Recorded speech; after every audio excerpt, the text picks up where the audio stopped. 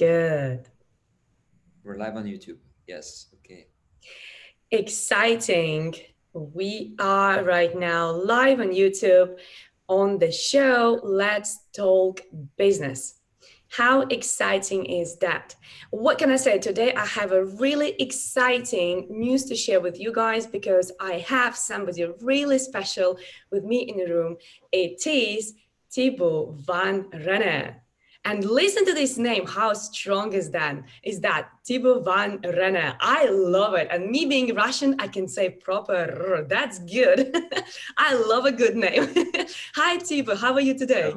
Nice to meet you. Thank you. Thank you for having me.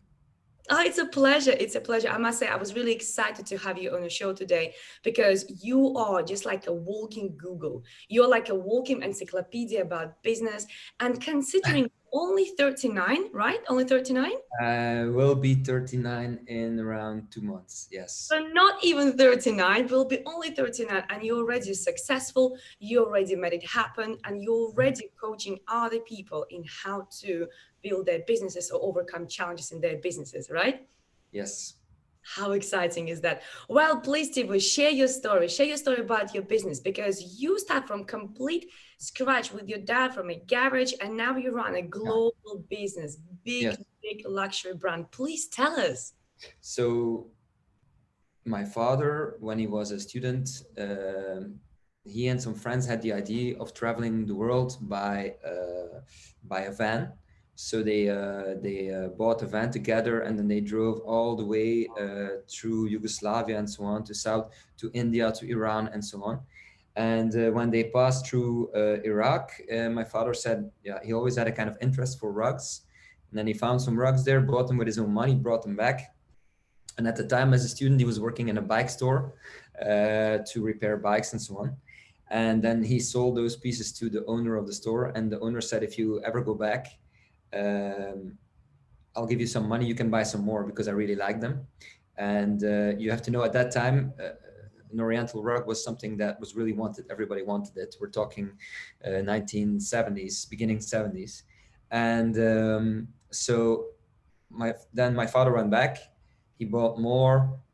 They came. Long story short, it became like a business, you know. And well, my father was a teacher from education, so during the week he was teaching in elementary school, and in the weekends we sold rugs together, my father and me. And it was only when I became really 18, 19 years old, I was really closely involved in that.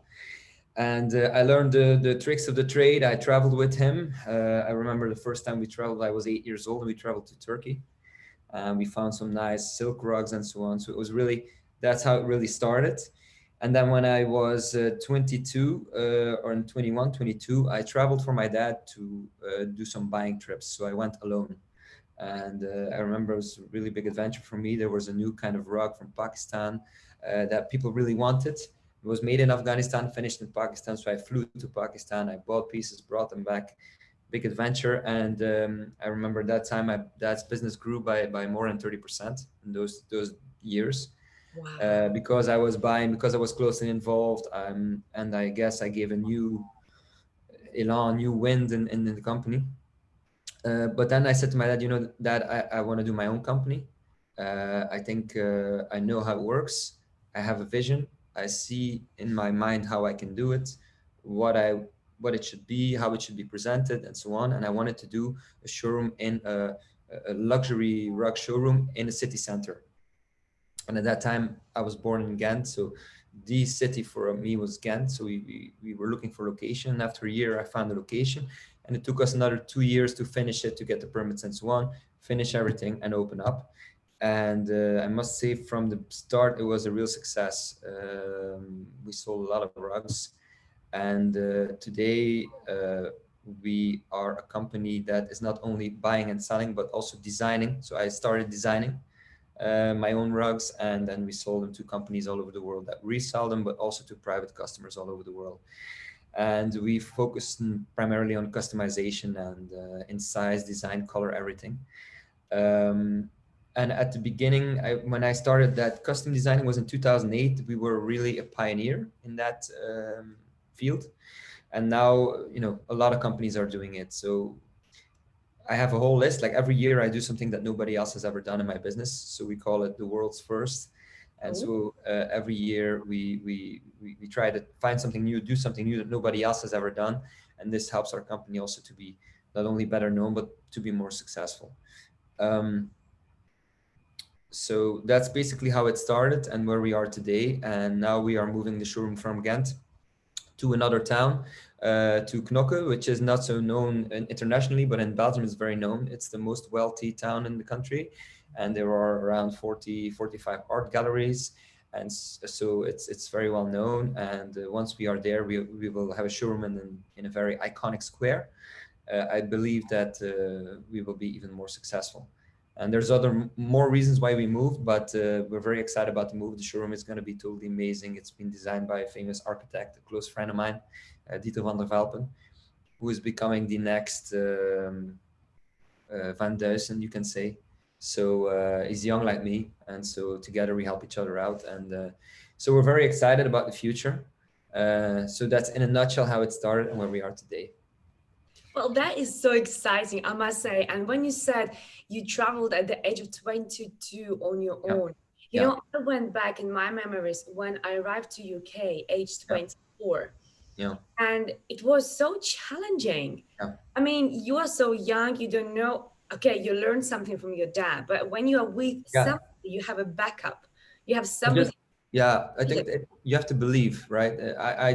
I believed, I had this strong belief in myself, like, no problem, I can do that. I've Yeah. seen the rugs, I know what sells well, I know what I need, uh, I can do it. I just had this belief in my mind, I can do it. And then because there's a funny story to that. I remember that my father gave me a budget. You can buy this much, and but you have to understand you couldn't order those pieces. So whatever you found, you had to take as it was and then sell it as it was.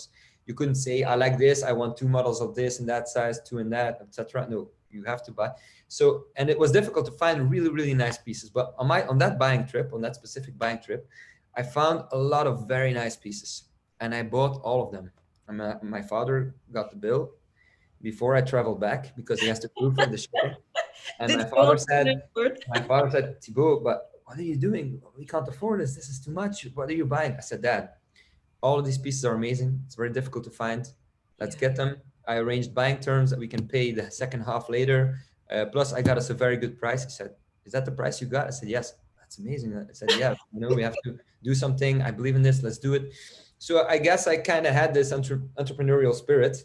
Yeah. Funny thing was, not only that, when the rugs arrived, you have to understand, my father didn't like that style of rugs. It was something new. He didn't have a feeling for it, and I did, so he sent me, right? So when the rugs arrived, we spent double budget that we didn't even have a budget for. Oh my God. And my father saw those rugs and he didn't like any of them. And then he asked my mom to come into the showroom because he had a villa in which the garage was built like a showroom. And my mom came in and she didn't like any of them either. Oh my God. And so my parents, and it was on, I remember it was on a Thursday, and so Saturday we opened. So 2 nights they slept really bad because they thought we lost everything. And I was like, why are you guys worrying? These pieces are amazing. They're so beautiful. So Saturday morning, I still remember it like yesterday. There was a woman, she rang the doorbell, 10 a.m. She was there already. It was so so popular, these type of rugs, that she had like a magazine. She said, I'm looking for this. Do you have that? We say, yes. So we Exciting. showed her the rugs. And it's funny because the rug that my father liked the least, that he said, that's really ugly, that's the one we sold to that lady. And she loved it. No. And then That's we sold, yes, and we sold everything within 1 month, everything. oh my God. Yeah, And they did not like it. So pretty much what we have here is a yeah. typical situation when one generation is not supporting another and you still made it. Wow. I just, you know, we had already had some of those rugs, so I knew the response to the people, and I really felt there is a real buzz around this type of rug going on. So we have to jump on the wagon. I felt already that we were a bit late, but Belgium is always a little bit later in these kind of trends. And but once they get on it, they all want the same thing. So we had to really jump on it, and then yeah, I guess it wasn't easy because every time I travel there, I get sick because of the the food and so on. So I have the stomach problem, and I had to sit on the toilet the whole night. I had a 40 degrees centigrade or 39 degrees centigrade fever, and in the heat and the I remember the heat because of the humidity. So the sweat was rolling off me. I had huge fever, and then I had in that those conditions I had to choose those pieces and make difficult decisions. So it was really, really very challenging. But I was like, Thibault, you can rest when you get home, focus on the task at hand, finish it, get back, and we're gonna make it. And then I called my dad every day, uh, and yeah, so that's when we got back. We had that success, and then the same year I had to travel back 5 more times. So yeah, I did a lot of traveling and a lot of buying, selling, business. Yeah, so Wow, what a story. You know, I'm sure so many young people who are watching now or who will be watching later this video, they'll be definitely inspired by you, because being so young and having this almost this approval from your mom and dad about the styles which you liked and which they would have liked, and yeah, also having these extreme situations of the heat and disaster with the food and even just lack of support of other people. These are the typical, the standard situations which all young entrepreneurs are going through. But I really love what you said earlier on. You said, I just had this belief in me. yeah. But what would you say to those who actually don't believe in themselves? Because you and I, we both know, yes, it's important to believe in yourself, because very rarely somebody will say, yeah, go do it. So you have to do it yourself. You have to inspire yourself. Yeah, well, the difference between how to say the difference between success and failure is action. Mm. So it's like you can have a great idea, but if you're not going to do anything with it, nothing's going to happen, and somebody else will have the same idea, and they will be successful, and you'll be frustrated. So um, I just think you have to believe in yourself. Um, and if you don't believe in yourself, you have to know what is the reason why you don't believe in yourself. Is it because of fear? I guess 90% of a lot of people, it's fear, because they think, I don't know if it will work. I don't know if I will make it. The question you should ask is not, will I make it? The question is, do I believe in my idea and Oh, the way I will do my idea? And then everything will follow by itself. And that's kind of my vision. And then just take action and really go for it. And even if you fail afterwards, it's what's the worst thing that can happen? Okay, it fails, so you start all over again. It's no problem, you know. exactly. And you learn from it. And fear is never good. It's a killer. Fear is a killer. Ego is a killer. You have to set aside your ego and really work for it. um, Although I don't believe in the idea that when you work hard you'll make it. That's simply not true, because if you have a bad idea and you work really hard, you're not going to make it. Mhm. So I don't say work hard, I say work smart. um, Focus on the tasks that you're good at, and the tasks that you're not good at, give them to somebody else. Because if Love you're going to do them yourself, you're not going to be good at them, you're going to make mistakes, and it's going to cost you more than just giving it to somebody else, not only in money but also in time. Plus it's going to frustrate you, so you won't like your job anymore. And then, I always say, if you like what you do, you become really good at what you do, and you become the best at what you do, because you put in the extra effort that somebody else doesn't want to do, because you like it more, because for you it's not work, so you'll work harder any case. So, but over the years I've learned to work less but smarter, so I get the same results, I just work a little bit less, and I take more time for myself. And I know it sounds maybe a bit crazy, but I just take time for myself. I work on my diet. I work on my body. I think, a healthy mind, a healthy spirit, a healthy body, and a good balance between work and free time is very important to stay healthy and to be successful as well. I love it. I really love it. Honestly, there's so many notes which I already made here to Yeah, give you an idea what you said. This is a big, big thing. What you said, work on yourself, because the more you yeah, work on yourself, the more your business can grow. This is proven a long time ago. And I know you have learned a lot because everything what you say, don't work hard, work smart. It sounds like such a cliche phrase, but how many people do you know who believe in that story subconsciously and they do everything to work hard? yeah. Right. I was really, let's say, around 1 year ago, I got to know about Vishen Lakiani, the owner of Mind Valley, Mhm. and Yes. that's really he really got me into personal development and growth. And he said, we live in a world. You should really read this book, by the way. It's called The Code of the Extraordinary Mind by Oh, Vishen Lakiani. okay. Yeah. And he says, we are surrounded by what he calls rules, which is bullshit rules. Forgive me my French, but that's what he says. And he says it's belief that is pushed upon us by religion, by tradition, by family, or the rules of our surroundings. And some of these rules are just not true, and we have to be able to question them.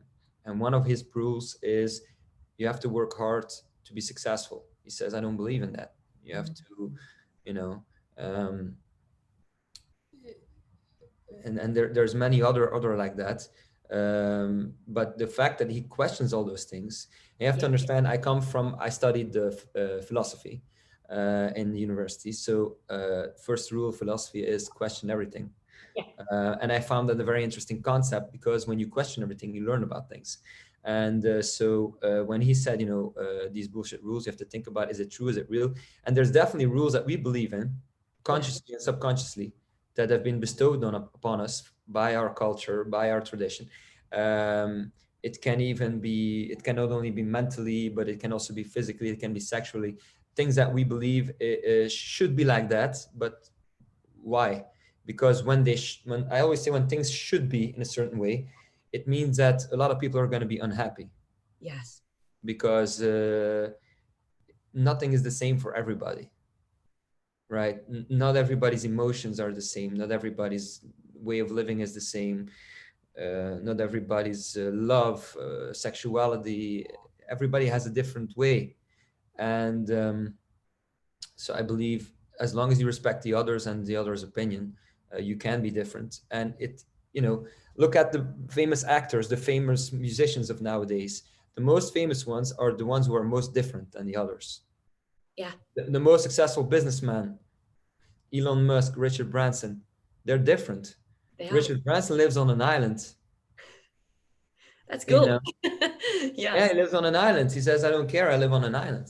That's it. Um, Look at Elon Musk. Okay, he works maybe 18 hours a day, but the way his visions are, and the way he sees the world, and the way he envisions everything is totally different than anybody else. And Totally. that's, add work to that vision and strategy and action to that, and you have something like Tesla, or his company with the rockets. I just forgot the name, but you know what I mean. Like, these things are because he was thinking differently. When I Yeah. started my rug business, everybody was like, I think everybody, my friends and surroundings, who you should never listen to, by the way, were Oh, like, I love that. I love, don't yeah, listen to surrounding. yeah. They were Yeah. like, oh, Thibault, what is he gonna do with rugs? Who buys rugs nowadays? Well, we sold to royal families. We sold to movie stars in the United States. We sold to famous artist painters. We sold to very important politicians in Russia and so on. So I mean, it's like, I don't really care what anybody else says. I do my own thing. And my Yes. grandfather always used to say, "Do well and don't look back." Like, you know what I mean? Like, if you look back, you're gonna have people behind you trying to, I don't know, stop you, Yeah. pull you back, stab you, whatever. But if you believe in what you do, and you don't harm anybody, you do good to other people, and just walk forward, and you'll get there eventually. And it's gonna take a long time. Sometimes it can take a long time. Well, it I've takes. been I've been working on my business for 15 years, and I'm still not where I really want to be. But Oh, that's fine. uh, you know, the biggest companies like Microsoft or Boeing, the owner started when they were 35 years old. There we go. And you're already 38, nearly 39, and you are I'm where just you are. I'm just saying, like, people sometimes people are like, oh, I'm 35, I'm too old to start a business. No, no. No, that's the best time to start a business, because when Exactly. you're 20, you still want to get married, you still want to have kids, you're not sure about your ideas, you're still building on yourself. Yes. There are successful entrepreneurs that are 16, 17, 18 years old. It's not impossible, but in general, I would say when you are in your 30s, you've reached a certain maturity that will give you more calm to take the right decision at the right time. Yeah. Totally agree with you. Totally agree with you because this is so powerful. And we should always believe in that what we have here, the vision, the Yeah. idea, and ourselves, because all these three things they really work hand in hand. If you don't believe in your vision, doesn't matter how much you believe in yourself, it's not gonna work out. If And you, you are yeah, the proof of that. You are. You believed in yourself, you believed in your yeah. vision. You were learning all the time, educating yourself. So Mhm. when you say I'm not there where I wanted to be, what is the next big thing then? Because I thought that's it, you made it. So what's your next step? Well, I sometimes have ideas for other businesses and I never act upon them because I'm just so focused on my own thing. Yes. But I have a few ideas now which I'm started to inquire upon what is possible. Is something like this possible? Can we do something like that? And other than that, I still want to grow my own rug business to be more known as a luxury brand all over the world. Um, it's becoming more and more difficult because, well, it's never easy, but it used to be very simple, right? You made a product, you made publicity in the newspaper and on TV, and you sold it. That's it. Nowadays, publicity is so scattered. You have not only TV, you have online, you have Facebook, Instagram, Twitter, you have Google, you have radio, you have all Inter- these different medias, and they yeah. each want you to give them money to make publicity. And so you have to test a little bit here and there what works well for you, and then go full on the things that work well for you. Um, a thing that I worked a little bit on, but then I neglected a little bit is the Instagram. Interesting. So I'm trying to find a company that can work with us on that to make a new campaign and pictures and so on. I mean, there are, but they charge you so much amount of money, They do. and actually they aren't doing a lot. They are just getting a photographer there. They're getting somebody who makes a strategy there, and then they're selling you an invoice basically. So Yeah. I'm trying to set up a team like that myself, or find somebody that is reasonable in price, and then working on that. But there's many things that can always be improved. Once you rest on your back and say, okay, now we can do like this, that's when it goes down. That's when your business will start to lose. And so yeah, that's how I see things. That's beautiful. So expanding and growing even more and Mhm. educating yourself even more. I love Yeah. that. Well, I'm a Mhm. big believer in constant growth, a big believer. I think that's why we had so many discussions as well about personal growth and how important it is actually to grow, to learn all the time. And you know what I'm really, really envious is about how much you read. Because the other day you were ordering another book, right? Have you received it yet? Yes.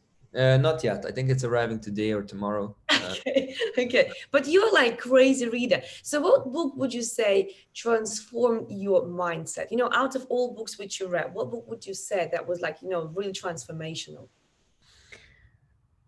That's a very good question. There's two books I read. Let's say the first book is, like I said, The Code of the Extraordinary Mind by Vishen Lakhiani. It really transformed it. Let's say it opened up my mind to new things that I didn't know were there. And it felt like a relief, like, oh, there is something else than just waking up, working, and going to sleep. There is a different way you can look at things, learning, and so on. And then the second book I read this year, which was also recommended to me by Vision, is Moonshots. Um, what's the name of the author? Let me just check that for you. Didn't Uh, hear about that. Would- Naveen Jain. Naveen Jain. Right, Moonshots. right. Yeah, Naveen Jain. It's creating a world of abundance. It's like Yes. we had this conversation previously also. We live in a world of scarcity, Yes. but much of that scarcity is created. And the creation of that scarcity creates the value. Yes. Look at today. Today, the price of oil tumbled again, right? So if they pump up more oil than is demanded, the price plummets. So the price is created. So oil doesn't really have an intrinsic value. It's what people want to pay for it, right? So it's like, Exactly. so they create the value. Same with diamonds. A diamond, the stone, has no value. There was a family from Belgium or Netherlands called Van Beers. They bought all the mines long time ago, and then decided to create the scarcity of the diamonds. They did this campaign, and they said diamond is a girl's best friend, which is still known as a phrase today. So it was one of the most successful campaigns ever made. They did this thing in the Bond movie, and they said, let's make the price of a diamond a triple salary. So an average working man makes this amount. Let's triple that amount. So 3 months of average salary, and that's going to be the price of a diamond. So that creates value for the family of the diamonds, and it cost us a lot of money for actually a stone that we put around our finger. So, but what's also created by scarcity is war. Yes. War and inequality. Think about the War of Diamonds. I remember I saw that movie with Leonardo DiCaprio about the blood diamond. Mhm. So there is a lot of people died for those stones. Why? Because there's money involved, right? Uh, Same with drugs, right? If you see how the Netherlands cope with the crime around soft drugs by legalizing marijuana, Oh, wow. uh, if you see in Portugal how the crime rate surrounding drugs plummeted because they legalized drugs, even Mm. hard drugs like cocaine and so on. Let's say they made it legal to use, Yeah. right? Because a drug user isn't a criminal, Mm. right? He's just somebody who is addicted, and he's a victim actually of a system. And it's better. I mean, that's how it should be looked at. And in the United States or in other countries, those people are considered criminals and they go to jail for using drugs. And I don't think that's the way to resolve that problem. But anyway, I'm getting off track here. The point is that scarcity creates war and inequality. And so if we would live in a world of abundance, Mhm. where everything was available unlimitedly, we wouldn't have any war anymore. Yes, very true. Yeah. So this book of Naeem Jain opens up your mind and opened up my mind to the idea that it is possible. Mm. We are talking about energy. Naveen talks about the fact that one of the greatest sources of energy that we have not yet fully um, unlocked or how to say mined is called helium-3. You can Google it. It's not found so much on Earth, but it's found in huge quantities uh, on the moon. So what will happen is we will excavate and mine the moon, and with only a few thousand of kilos of helium-3, we can make enough energy to provide us with electricity and so on for thousands of years. So that resolves the electricity or the power problem. We wouldn't have to look anymore for natural resources, deplete our oil or our coal mines and put CO2 in our air. And, it can be solved quite easily. Yeah. Yeah. But there is a lot of resistance Mm. uh, to move ahead. And again, it's about money, because imagine if certain electricity companies don't make money anymore because it's all gone. Mm-hmm. The electricity is there and it's for free for everybody. um, so these are all, you know, changes come gradually. It's not from today to tomorrow. It goes very slowly and at pace that at the end we say, oh, it's normal. Yes. Remember 30 years ago nobody had a phone or a mobile phone, and the first people that had one were like, oh wow, that guy's super rich, you know. And now everybody has one, you know, even in the poorest countries they have an iPhone. I'm just saying, like, it goes gradually and in the end it's normal. So we will move.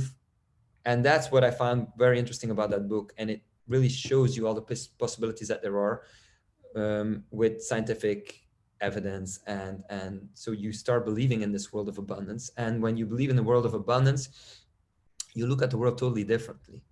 You have less worries, because people nowadays have a lot of worries. Am I going to have enough money? Yes. Are we going to have enough oil? Mm, Is there enough electricity if there's no more oil to drive cars around? Will I be able to afford the car? Will I be able to travel still? Aren't we destroying our nature by flying and traveling and this and that? So science is the new God. Science solves every problem. The corona situation right now will be solved by science. Um, and once we all agree that we shouldn't focus so much on God or the idea of God in any shape or form. Myself, I'm an atheist, but I respect people that believe in God, don't get me wrong. But if we should just shift a little bit of that energy towards science and towards inventions in the future, I think we can reach a huge amount of new inventions that will, you know, from which humanity will profit a lot. And so the next idea, of course, is that of the human being becoming an interplanetary species. So they're working on, actually it already exists, but you know, it's another thing they don't bring out because they want to do it slowly so they can make money. But they have an engine that can boost your spaceship in space. uh, I don't know exact numbers, but it's a huge improvement. It's not the speed of light, but it's very, very fast, which would make us fly to Mars in less than 30 days, maybe even less than 20 days. So you can imagine the possibilities that brings, right? So it's just a matter of time before we, and time is relative, right? So it's just a matter of time before we start to inhabit other planets. And again, as the universe and the is without borders, and it's always expanding Mm-hmm. even now, it means that there will always be new stars, new planets. So we will always find new resources, etc., etc. Another reason to believe in abundance: imagine all those plants that they already discovered. Imagine that we can start mining them in whatever way, or so there will always be possibilities for the future and our future existence. And in the light of those inventions and of that future, it's very stupid that we are shooting and killing each other at this moment. It's true, yes, but let's put this way, it was forever there. Like we always had crime for one reason or another. There was always jealousy, there was always things like that. But the more we focus and concentrate on them, the less we actually have time and even effort and energy to work on what we should do. And as you said earlier already, you know, there's so many new inventions, there's so many new things happening in the world. Why? Because somebody took time and worked on those ideas. Somebody took time and was believing in those ideas and was making them happen in life. And that's why it's so important to not only educate yourself, but also stick to your truth and stick to your idea and to develop that, to work on it. Because imagine telling your grandfather that, you know, granddad, within 20 or 30 days, you could fly to Mars. Mm-hmm. He probably would say, excuse me, you can't even fly to space. Right? Because, you know, it's such a new thing. But Mm-hmm. thankfully, there's so many inventors, we actually have the world moving really fast. Let's say about 20 years ago, maybe 30 years ago, did we have Wi-Fi? We didn't. Mm-hmm. We have cryptocurrency right now. Now we can pay with the cryptocurrency, right? So many things are changing all the time. And Yes. therefore we have to constantly be kind of walking alongside the time frame, what happens in the world, and learning. Would be really great if that's okay. If you could send me links to those books so I can also Yes, put them below the videos. Actually, our listeners can yes, check them out because I think it's really powerful, and I'm sure that will expand so many minds of our listeners. yes, So absolutely. fabulous, yeah. I But wish that the world leaders would read those books. yes. Politics sometimes is well, it's quite disappointing, and especially in these times, politics let us down. Well, again, that's you know, myself personally, I always refrain from talking about politics because I know that I'm not involved in that. In Mhm. that, if I'm not involved in something, if I cannot change something, I'm like, well, hands up. You know, if I can't change something, I'm not going to talk about this either because who Yeah, am I to but say something? that's exactly the problem with politics, is that people are not enough involved. They should be more involved. If you look at the system in Switzerland, if there is a discussion about a certain measure they want to take, they organize a referendum. It's very normal. Yeah, Sometimes there are years that they have three referendums. It's normal. They yeah, just do it, and it creates a bigger connection with the democracy mm, between the civilian and the people in power, and also because of this stronger connection, there is also more of controlling situation. Like the politicians get checked more. You know, people look at them. What are you doing? And over here in Europe, we have more like a system that we say, uh, yeah, we can't change anything. Who cares anymore? You know. And I think that's really wrong. I think we should hold our politicians accountable, because not only do they decide about what we are allowed to do, mm, about our future, about how much money we are making, and about how much taxes we are paying, but we are also paying their salary. We are paying for them. They should be held accountable for what they put us through. And you can see, I refrain from politics, and I totally respect that. But I think that politicians nowadays, more than ever, should be held accountable for their actions. I agree. I agree. You see, yes, that's right. But from my side, it's just you know, being involved in everything can take a lot of your time, like massive amount of time. Because once you get involved in that, it just sucks you in. It's like a black hole. You just disappear Yeah. in that. Well, So I just try to know what's going on, and I try to read a little bit the news, so I know what is going on. So whenever I have the chance to talk to a politician, yeah, I hold them accountable, and they're usually very surprised that I know all these things, and then they were like, "Oh yeah, wow, oh, you know about that." And I was so expecting you not to know about that.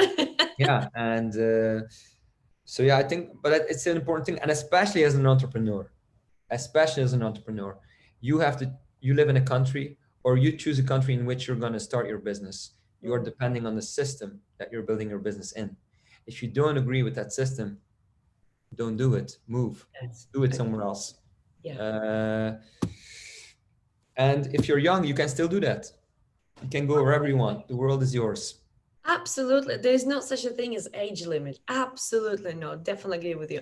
But you know, I remember you shared with me a story, uh, almost like, would you say the reason of you moving out of Ghent is actually is connect with politics? Yes. Oh, Well, it's yes. sad. Please tell us this story. Well, so in Ghent, it's a very open city, It's open beautiful. mentality. It's a very beautiful town. It's one of the oldest towns of Europe, actually. Not a Yeah. lot of people know that. It was more or less untouched during the Second World War, so a lot of buildings are really original and beautiful. Um, I was born there, so I started my business. Um, we sell rugs in the luxury kind, so there's no other way of saying it. They cost money, right? So we have to attract the customers that are able to afford them. That's just mathematics and logic. Those customers prefer driving a car when they come to the showroom, Well, right? So they want to park as close as possible with the car, feel comfortable, etc. Walk to the shop, buy, get back to the car, and go home. The city, the election came, and the Green Party came into power, which is, I don't know if there is such a party in the UK, but it's about the party that focus on in the environment and the nature, and everybody's equal and so on, which aren't necessarily bad ideas. But they go very extreme in that. So what they did was they locked off all the cars from the city. Mm. I mean, cars can still enter, but they have to follow a certain trajectory. And if you're there in the city, you have to go back to the ring and drive all the way around and go back in like this, because they don't want you to drive through the city and so on and so on. And they make it as demotivating as possible to come by car. And a lot of customers used to still come by car, but they drove through a street that was forbidden with this new system. At that time, they didn't know that. And Wow. then the bureaucracy was so bad that they only got the fine after 3 months. But after those 3 months, they've passed that street maybe 20 times, so they got 20 fines to pay. Oh my God. And each one was at least 50, 60, 70 euros or something like that. So some of my customers had to pay 600 euros in fines. Yeah. And you put yourself in their position. They said, okay, we're never going back, Yeah. going shopping somewhere else. And you can't blame them. What, So what we saw as a result of this installation of this new system, so everything was for the bicycles. So bicycles are allowed to do everything. They even let them drive through the red light if they have to turn in right. They drive through everything and everywhere, and it became so dangerous that they had to forbid them to drive with the bike through the shopping streets, because they would run over people. And then I had a big discussion because they didn't check that. So people still drove the bikes through the street. And after I put a video online, then the mayor came and looked and he said, and then he had to put policemen there who then had to find the bicycles. oh God. So Oh, it was quite a hefty time. But when you see that if your income drops by 20 to 30%, your turnover, because customers simply say, Ghent, I'm not going there anymore. yeah. I don't want to go there anymore. Yeah. Now I go to Brussels, or I go to Antwerp, or I go to Knokke on the beach, where I can shop, relax. And because the main thing I want to say is that when they install the system, that because of that system, you got a kind of polarity between bicycle riders and cars. And I always said, in this situation, if you replace the word car or driver by foreigner, you would call it racism. And that's a very strong word I use. But my car was hit on by bikes many times. Oh, you can't drive here. I said, I can. I have to go to my showroom. Yes. So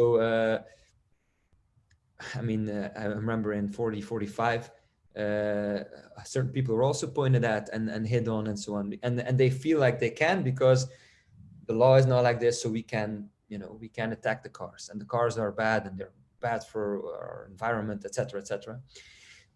Funny thing is, now with the corona, there's no more cars driving in the city, or very little, Exactly. but the amount of CO2 didn't drop, That's didn't go down, interesting didn't because go down. everywhere in the world it did. How come it didn't go down there? Because 75% of the air pollution comes by heaters at home that still use wood blocks. There we go. So cars are only, I think, for 15 or 20% responsible for the CO2 emissions. And I said to the mayor, look, in future the cars are going to be CO2 neutral. So why are we Yeah. having this discussion, or why are you doing this? You're basically, excuse me my words, but you're basically pissing people off, Yes. making them angry, because it's not helping anybody. Yeah. Yeah, but now the city is much more livable. And it's not livable. I said, it's dead. Look, it's empty. And I remember on a Saturday, I used to have to push people to the side, and then I could open my door and they came in. Now, a Saturday, it's like a Monday. So I said, we have to take a decision. We have to move. And after long thinking, I said, I can open in Antwerp, which is also a really good city. But Antwerp, I'm going to have only people from Antwerp and the Netherlands. But if I do it in Knokke, which is like a holiday destination, and all the rich people have either a home or a second home there, Yes. we'll have customers from all over Belgium, Yes. and also those from Antwerp. So that's why I said, okay, let's find location there. And I was very fortunate to find one in a fantastic location. Mhm. And so we're building the new showroom there now, and we'll be opening in the week of the 18th of May. Oh, that's Yeah. exciting. Gosh, you know what? That was a long story. One day I will visit. I promise. One day I'll go visit you, honestly. You're Would love welcome. to see the showroom. You're welcome. Would you say that moving from Ghent to this new city was one of the really good decisions, or you're not sure about this yet? What do you think?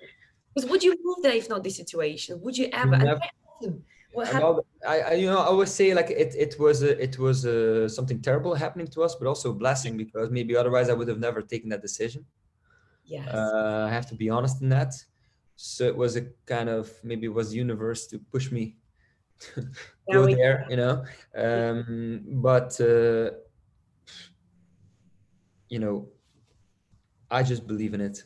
I guess it's like when I was 2022, when I was in Pakistan buying rugs for my dad. I just believe in it, and I think it's a no-brainer. The customers are there. You have to go where the customers are, and if you sell something expensive, you have to go where the money is. So no excuses there. You just have to do that, and so that's what we're doing. We're investing a lot of money in it, and yeah, unfortunately, we were a little bit held up by the Corona crisis, but you know, we just move on and go with what comes to us.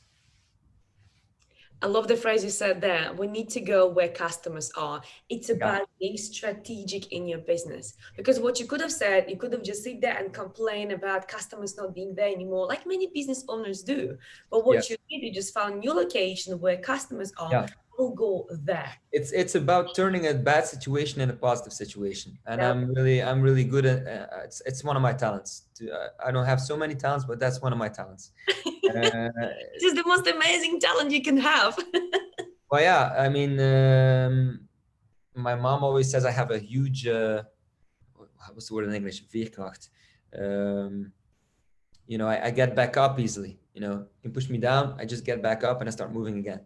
Mhm. And it's one of my things. And I just think tomorrow is another day. Just we just move on. And I there's two things you can do: sit in the corner and cry, Yes. or move on. Yeah. So which one is it? I'm definitely moving on all the time. But I know what you mean. Many people will sit and cry because it's easy, because it's something It's with. normal that you might cry. Let's say you might cry for an hour or a day, or just you have to get time to get over that. But you have to use the energy you get from that frustration and sadness Mhm. and put it in a new project or something else. It's almost like a relationship. Yeah. If you're in a bad relationship, a lot of energy goes into that. It wears you down. It depletes you, and just get it out of your life, get it out of your system, be gone with it, move on, find somebody new, be happy. And you can cry and it's not going to help, and it's a normal response to cry. I cried. I mean, it's normal. But you get back up and you say, you know what, I'm done crying, now we're moving on and we're going to the next chapter. And always I found that if you do that, the next chapter is always better. So I think you froze there. If you oh do yeah. that, you say, I think there's frozen. It was frozen for Ah, a I bit. was frozen for a minute. I Yeah, said, if you move on, uh, the things that come after is usually better than before. there we go. Yeah, that's very true. Because as you notice, many people they start their business because they were made redundant. They started better relationships because somebody walked off on them and cheated on them, right? They found a better job because they were fired from another job. So there's always something better coming your way, but we should be able to stand up and welcome that. But if you're still sitting there in a corner and you still cry there, well, Yeah, how can you notice the new opportunity? And that's what I really admire you for, honestly, the fact that you can stand up.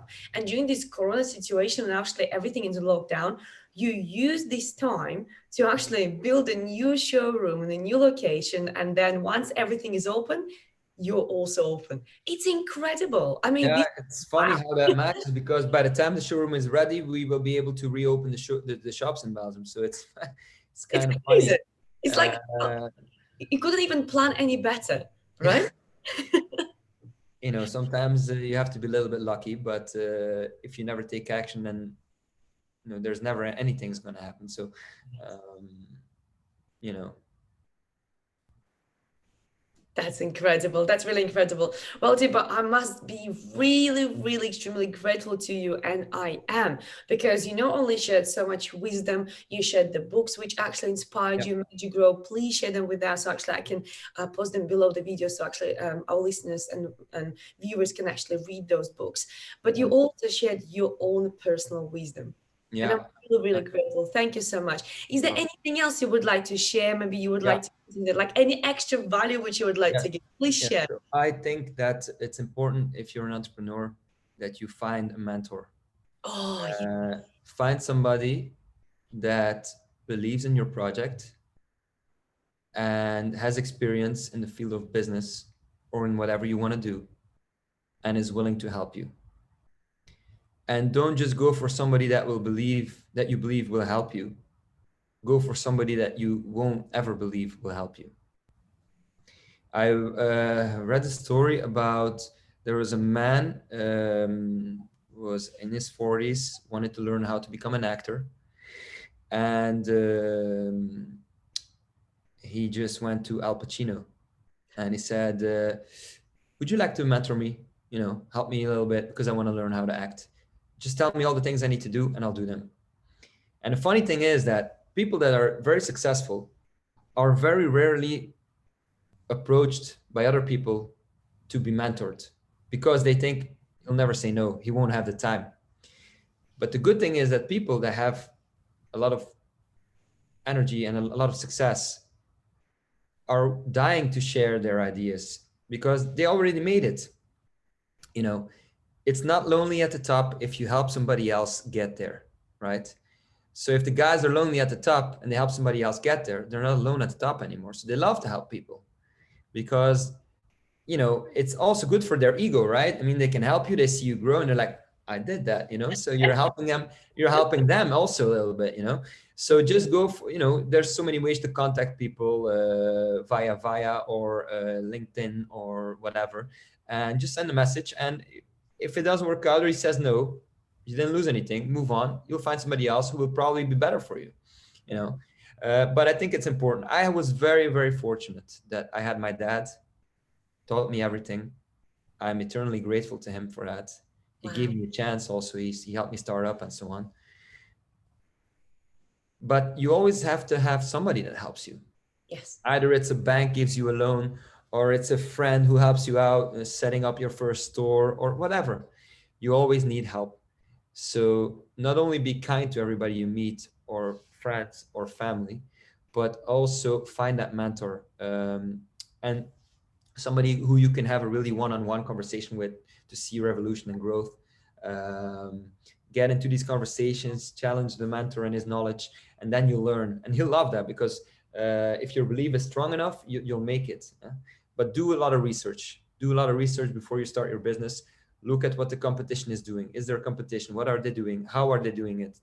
They are successful at something. Why are they successful at something? And then copy that formula of success. You don't have to copy their company or what they do. You just have to copy their way of doing it. That's Yes. what I do. I look at how the others do it and I copy the way. Because I always think if they're big and they're known and they do this, I should do the same Yeah. because apparently it works for them. Exactly. Why to Yeah. reinvent the wheel? Just take the same wheel and apply that and make it better, make it your own unique, authentic, and real to Yeah. you. Yeah. And also thing I want to say is like when you find your mentor, be respectful, listen and follow the guidelines because they can tell you whatever they want, but if you're not going to listen, why do you have one? Because there's there's a few young guys coming to me, Thibault, you're successful, I want to learn, I want to do business and that. And then I talk to them, I tell them what to do. I don't tell them what to do, I tell them what I would do in their position. I tell it's your life, but if I were you, I do this and that. And then they don't do that, and then they come back and complain about everything. I tell them, look, I told you to do A, B, C, D, and E. Why didn't you do it? Yeah, and then you get all these kind of excuses, and Yes. and I said, look, if you're not gonna do that, I don't want to see you anymore. So do that and then come back. And I had one guy, he did it, and he was very successful. He's making more money than me now. Beautiful. And yeah, and so It's not about me pushing them, you have to listen to what I say. It's more about, I know this works, just follow these simple guidelines and it'll help you tremendously. But if you're pig-headed and you, oh, I got my own way, it's good to believe in what you do and how you see it. But if you really have a mentor that wants the best for you and has experience, it's kind of normal that you would listen to what he has to say, right?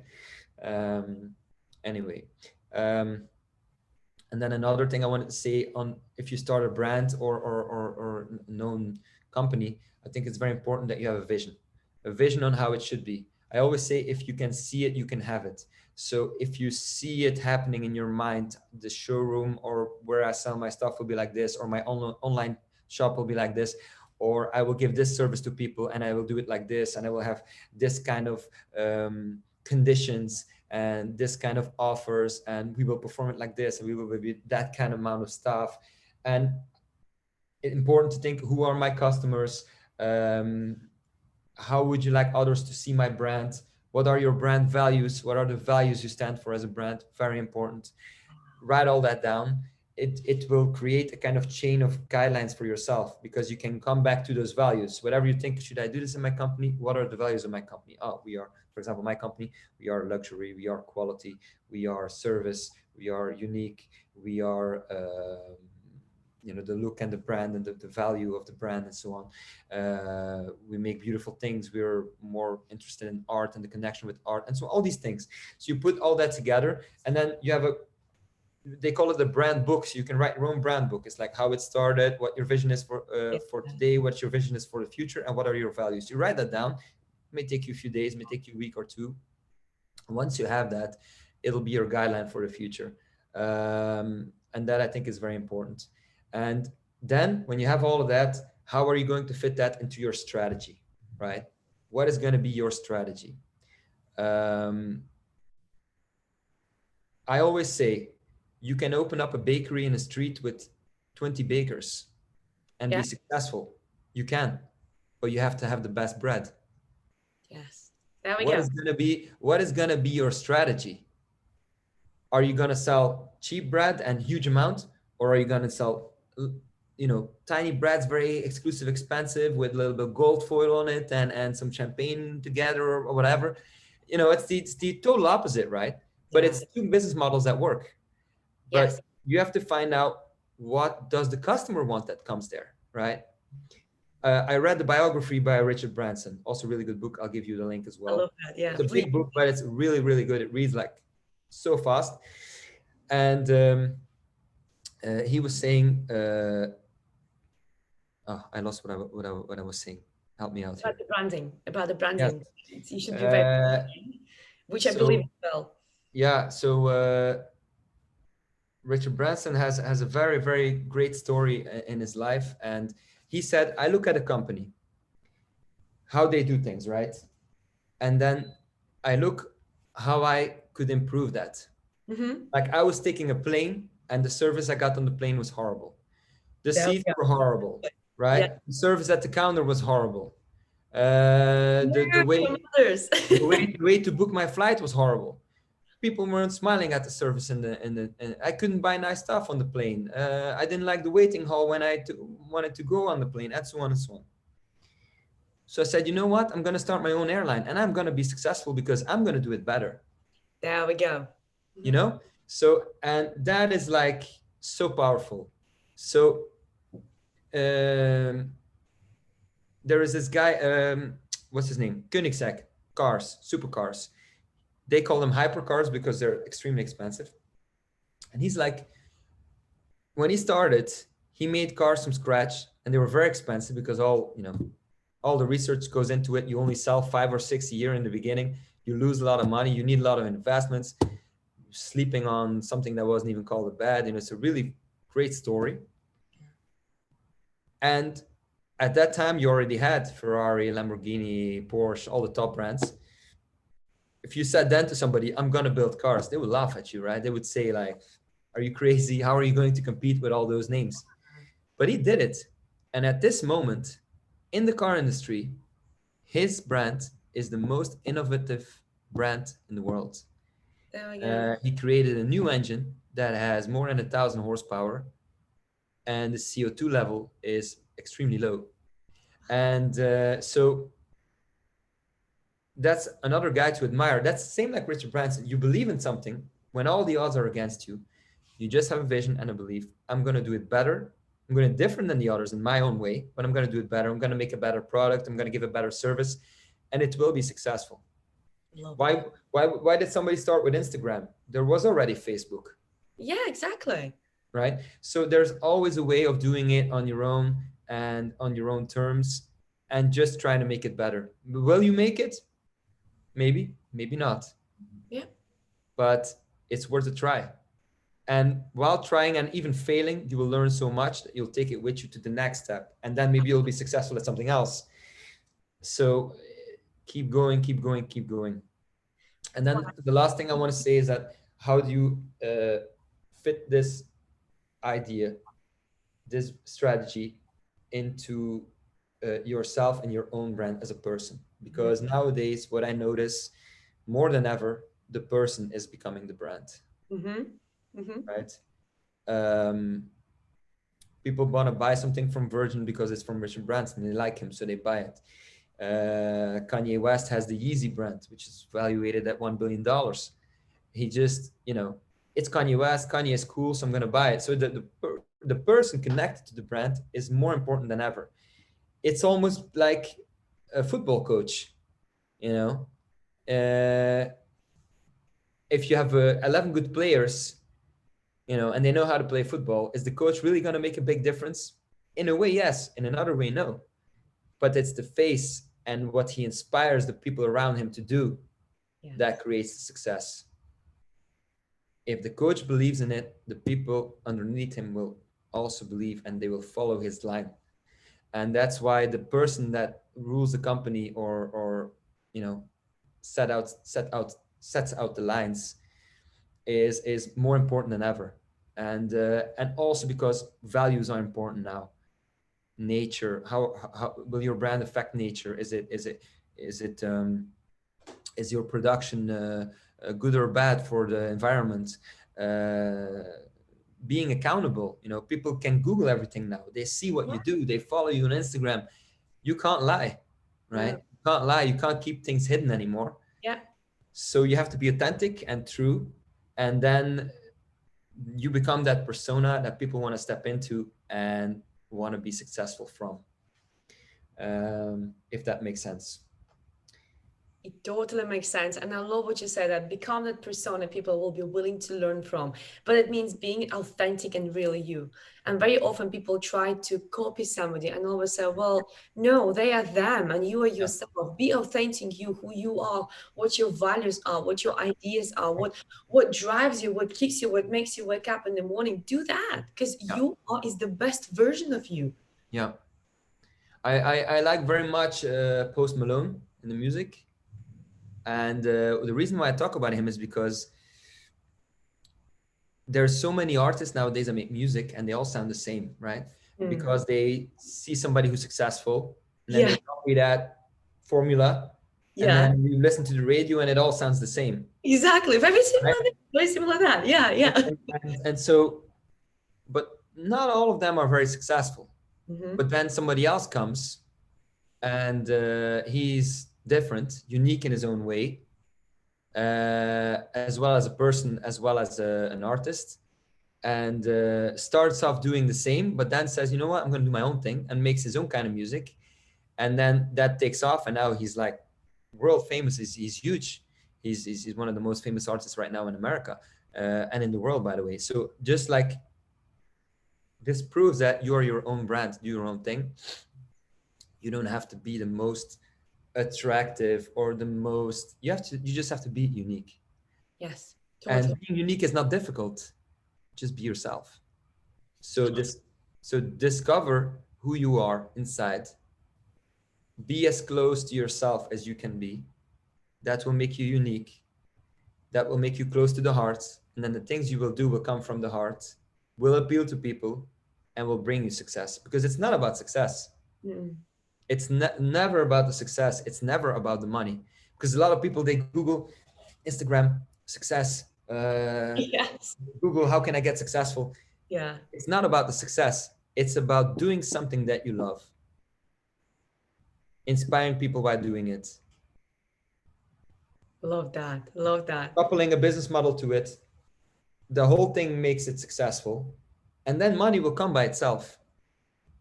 My friend, artist Ryan Leslie always said, money is just a byproduct. It's not the mission, right? This is So so you true. focus on your mission and money will come by itself. It's not about money. Look at it. It's about, look at people that win the lottery. Oh, yes. Yeah, they're They have unhappy. money, Yeah. and 2 years later they have nothing. Yeah, the broker, the web broker It's before. not about the money. Money can come easy, but it can go easy. Mhm. It's about how you get the money, how you spend it, how you keep the money, how you invest the money. Yeah, And if you're a business owner and you built it up yourself, you get to work with money. You get to understand that concept. You true. get to understand investments, and then you get to a totally different mindset. Very true. Gosh, Thibault, you know what? I could talk to you for days and weeks because you have so much wisdom. And to also know that you are so young and you have so much wisdom, you have so much experience. It is such a rare quality to have, honestly. Because usually you meet people like you with your amount of what you know, and Mhm. they're around about 50. But you are just the next level. That's why I said in the beginning, you are walking encyclopedia, you're walking Google because you really are.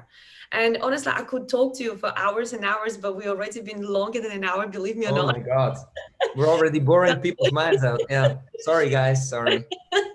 But you know what? I really enjoyed that. And that was really, really fabulous. You gave so much wisdom. You gave us so many great tips. And you know what I really, really like about this? It was also so condensed. Like, Mm. yes, it was such a long, but because we went off many, many different topics and we discussed so many different Mhm. like situations, even like politics, right? So we Yeah. went to different fields, but at the same time, you gave away so many wise tips. So thank you so much. Is You're there welcome. anything else you would like to share about your company? Maybe you would like to share where we should go to check out your business and I guess we're gonna share the link, but yeah. the website of my rug company is thibaultvanrenne.com, and we have an Instagram as well, of course, Thibault Van Renne. It's all full name. If you wanna get in touch with me personally, there is a LinkedIn. We have a Facebook page as well, and our showroom is in Belgium, and we have customers from all over the world flying in to see our product. So. Right now, I'm working on a new product from South America that we're making. So it's something totally new, and I'm really excited for that. So, yeah, please contact us. Have a look at our website, and if there's anybody out there that wants some more advice or that I can help, I'm more than willing to help you. And it's all about helping each other. We're all connected, and I think that the future it can be very beautiful. And just believe in it and go for it. Amazing. Thank you so much. Wow. I thoroughly enjoyed every minute of this show. Thank you so much for Thank you very coming. much. Thank you so much for your time. I'm forever, forever grateful. We will definitely share links to those books, and I will definitely make sure there's a link to your website and your LinkedIn details and all other contact details so people can get in touch with you, find about you, and to get inspired even more by you and by what you create. So thank you so very much for being here. Thank you. Bye bye.